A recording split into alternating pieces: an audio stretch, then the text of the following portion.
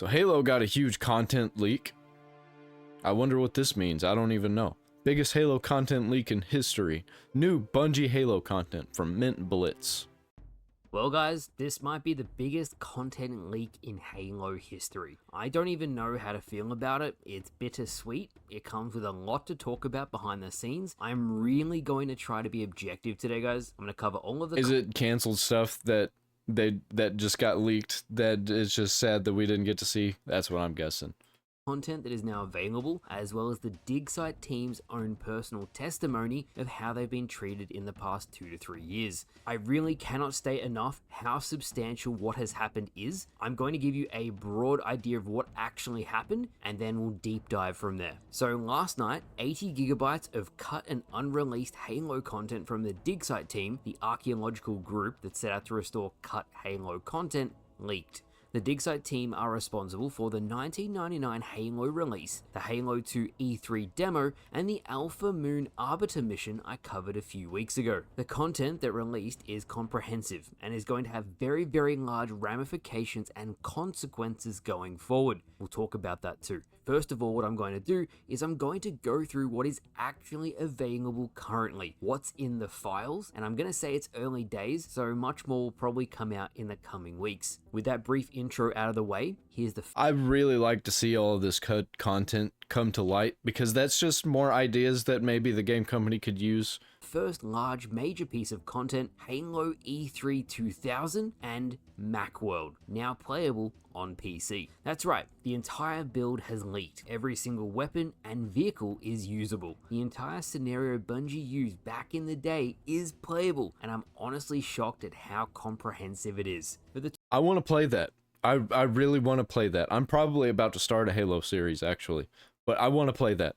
By the way, I have a gaming channel. It's linked down there in the description. 2000 E3 demo, Master Chief has every weapon. He can go into third person, free cam, and even first person. Every gun can be used machinima style and set at ease. You can even drive every vehicle.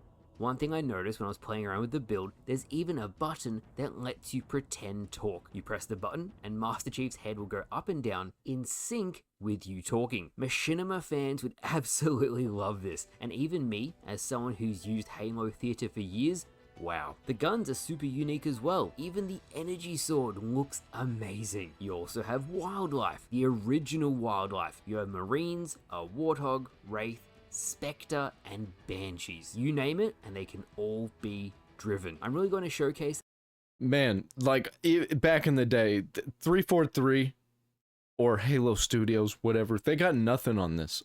They got nothing on these designs. With this style, just make a Halo that looks as shitty as this. When I say shitty, I'm using that in air quotes. Just make a classic looking, like, why do we have to have all these realistic graphics? I'm cool with going back to polygon graphics and making them look super, super pretty. As much as possible. I really love the original vision Bungie had here, and even the Macworld stuff you're about to see, insane. So moving across— I just love the way it looks. It just looks so pretty. the Macworld stuff, and I'll have even more footage playing in the background when we move into the consequences of all of this content leaking. Halo emotes were going to be a thing. I'll just get that out of the way first. The Macworld build features emotes, 10 different unique emotes. Even one of them has Master Chief doing backflips. Can you believe it? There's different weapons, vehicles, and you can even have your own terrain-like forge tool to create your own experiences. There is 2 different Master Chief skins too, one being the very early Macworld armor, and the second being a closer Mark V Chief. There's also multiple different levels too, and it allows you to swap between the characters. Right now, this seems like a really cool basis for an awesome Halo game, and Halo Studios needs to use this to where you have this like forge tool, like forge terrain tool, while you can zoom in and out of the characters, almost like Halo Wars style, but still that team deathmatch style, Slayer style Halo matches. That would be awesome. Characters by pressing G. No, there's no controller support at all. it's all keyboard and mouse. Now I reached out to multiple DigSite members to get a full list of the content in the files that is now available. I'll read the list out and then I'll talk about Literally could call it Halo Dig Site. That would be a good name for it. We need more Halo side games. We don't need any more mainline games for a while. I think Halo Studios needs to back off a little bit. Let's get some other stuff. You know, let's get like a simulation game. Not like an RTS like Halo Wars. Let's get an actual simulation game. Let's get like I don't know, where you simulate what it's like being inside of a UNSC base.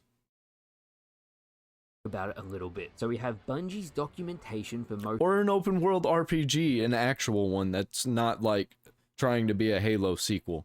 Let's get a whole new character. Let's get an open world RPG, slow, no guns or very little gunplay, and have it like this new world with some Halo elements thrown in here and there, and just call it something different. Call it Halo Stories or something. most of the games. We have the debug and released DLLs, which allow doing debug menu testing in MCC itself. Of course, we have the Macworld and E3 2000 pre-Xbox builds that leaked. That's what you're watching on screen. We also have pretty much most, if not all, of the cut level 3D files for Halo 1 to Halo 3, as well as some stuff from Reach and ODST. There's also the Ooh, man, I want to see the stuff from Reach. Let's see that stuff from Reach and ODST. I love both of those. I think those are the two that I played the most. I played Halo 2 a lot, but I was a small child, and it was also at a friend's house. Halo Reach and ODST are the ones that I actually owned. I owned Halo 3 also, but I didn't play that one as much either.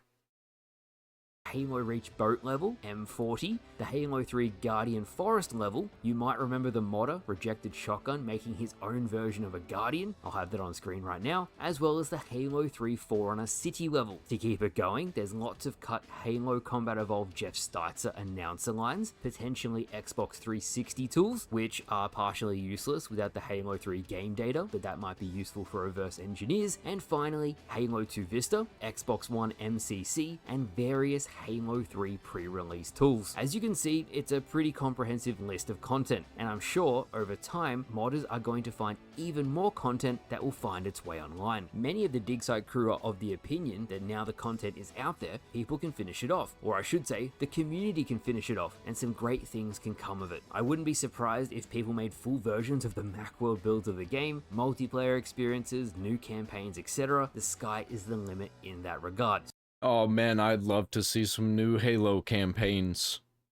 So now that you guys have a rough idea of the content that did leak, let's talk about the consequences, the ramifications, and what it means to have all of this content come out. Firstly, it breaks the NDA, the non-disclosure agreement that DigSite members signed when they joined the team. Second, and Halo Studios immediately posted this, all future DigSite releases and the DigSite team in general is over. Many of the DigSite members said it's unlikely Microsoft or Halo Studios will ever do anything like this again. They may not even support mods in the future anymore. And on top of all of that, I say it kills any future dreams of mods coming to Xbox, a modded custom game browser for the MCC, or any further integration support in an official capacity to make mods more accessible to more players. Yeah, sure, why not? Let's have that happen, and let's just completely kill Halo. Let's just... all of the life that Halo once had, just get rid of it. All of it. We don't want Halo anymore anyway. Modding, I think, was going to be the last bastion.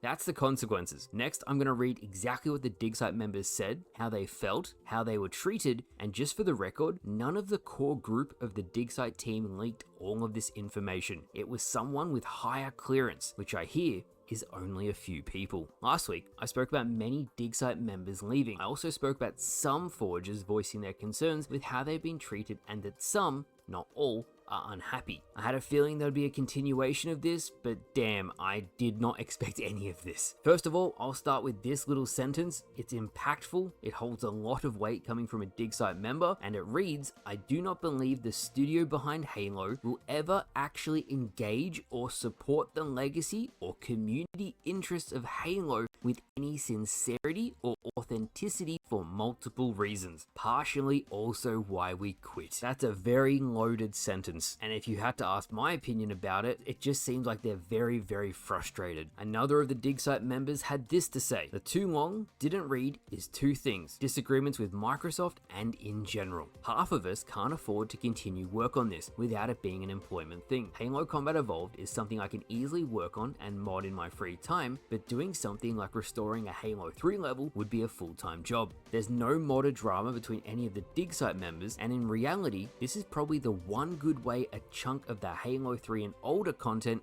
could get out. So some key takeaway points: the dig site team worked for free. They knew it was a volunteer position. So basically, Microsoft hates its customers. They hate you, they hate me, they hate the people that they work with. They're just trying to keep everything because they're trying to hold it to maybe use all of this to make more money in the future. But if they don't, then they're just going to kill it and hide it forever, and you don't get it. Upon joining, the workload became so high, they either asked for studio support from Halo Studios or to be compensated with an actual wage to continue work, as it just wasn't sustainable. Microsoft/Halo Studios was not willing to offer such things. From the tweets I saw from Neo and other dig site members, it got so bad that half the dig site team left as they couldn't afford rent or food to stay on. It honestly makes me sad because I wish they did get paid to continue working on these things. It's a loss, no matter how which way. That sounds like something that Microsoft would allow, and I don't know who this dig site team is, but if they were working with Microsoft and Microsoft was allowing this, you know, stop working with Microsoft. Look at it. These dig site members have knowledge that is not easily replicatable. It's going to be a big loss to not have the dig site team around anymore. The following paragraphs give extra context to this. Neo goes on to say, to ship the Halo 2 E3 demo and Alpha Moon, I and a few others effectively crunched dig site as a full or near full-time job for over 2 months. I made the call to delay Alpha Moon for 2 weeks so that we could ensure a quality standard adjacent to what we had just done for 3+ years to bring E3 to the front. So again, it took them 3 years to get the Halo 2 E3 demo out. They did that for free the entire time. While we accepted these would be volunteer positions, our hard work continued, not only without pay, but basically with no studio support or resources beyond our own backs. So again, they accepted it was a volunteer position, and they knew the 1999 Halo build, the Halo 2 E3 2003 demo, and Alpha Moon would all be done for free. They then spoke with Halo Studios after everything were released and were given the feedback that the stuff they did release, for example the Halo 2 E3 demo, was more successful than Microsoft expected, and they wanted the dig site team to deliver another release on that level, still with no pay and no resources at all. And that's where I personally think Microsoft made the big mistake. They can see that it took a lot of work to get out the E3 demo. They saw there was a desire for classic Halo, and then it's still very popular. They literally acknowledged that. Even with the dig site members saying, look, monetarily, we can't afford to do that again. It took a toll on our health. We just can't do it. Microsoft still wouldn't give a position to them or even any support to help ease the workload. What made things worse, if it can get any worse, was an Xbox employee actually weighed in and said the following: during my time at this point, I think they're just taking all of the tax cuts and the tax breaks from losing money on the Halo franchise, and they're just actively trying to kill it for reasons unknown. I don't know why they're trying to kill it. Maybe it's disgruntled employees. The heads at Microsoft don't want to kill it, but the people just under them want to kill it because it's a lot of hassle. It's a lot of bitching and moaning and groaning from employees and the fans and the customers, and nobody likes it anymore. So let's just slowly kill it like The Simpsons. Xbox publishing, we would spend millions monthly on partners that would deliver under 1% of the value in comparison to what the dig site team was able to deliver. To hear this level of exploitation still exists in our industry is distasteful. So yes, they were volunteers, but in my heart, if I was Microsoft, if I was Halo Studios, after seeing the success, hard work, and awesome things the dig site team created, as well as the personal problems that arose from them working so hard without pay for so long, I would have given them positions. I would have allowed them to work on the MCC as a small team. And as we just read from an Xbox employee, Microsoft should have been able to allocate the resources for that. It's just a shitty situation all around. Yeah, it's great. We have all of this content now for the time being, but the long-term ramifications ramifications of it are yet to be seen. We won't know what's being said behind closed Yo, that elite had an energy shield. That's cool. doors after this, but we've seen time and time again a bigger divide between the Halo community and the wider gaming community and the developers over at Microsoft. As always, I try not to be overly negative or positive either way, but we could potentially never see Microsoft interact with modders again after this if they feel like it went too far. As some extra information, Mr. Rebs also reached out to some of the former DigSite team. He was told they are referring to Halo Studios leadership when they say Microsoft, and they never dealt with Microsoft people. The Halo Studios employees they work with are great, but there are issues with leadership. Always good to have extra context, but goddamn if I hear Halo leadership sucks one more time. Oh, and there you have it. That's the entire DigSite 80GB leak summed up so you all get the general idea of what's going on. I want it to be as objective. Yeah, the general idea of what's going on. Let me wrap it up and give you the quick summary. Microsoft does not know what fans want, and they don't care. They're just after as much money as possible, and if something's not making money, then they're just gonna kill it and not care about it, and just the less money it makes, the less they're gonna care, and eventually they're just gonna shut it down.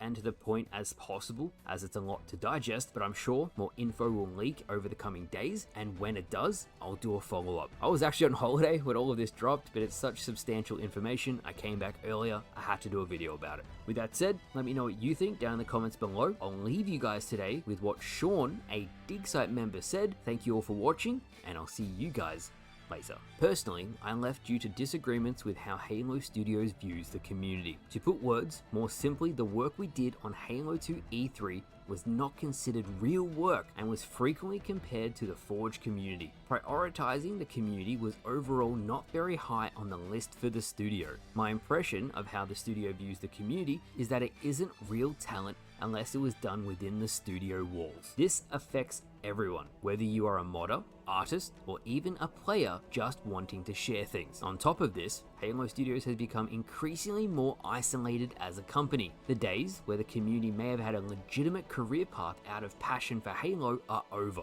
Halo is a platform for its community, and dropping that pillar may lead to the most sanitized and soulless we have ever seen the franchise going forward.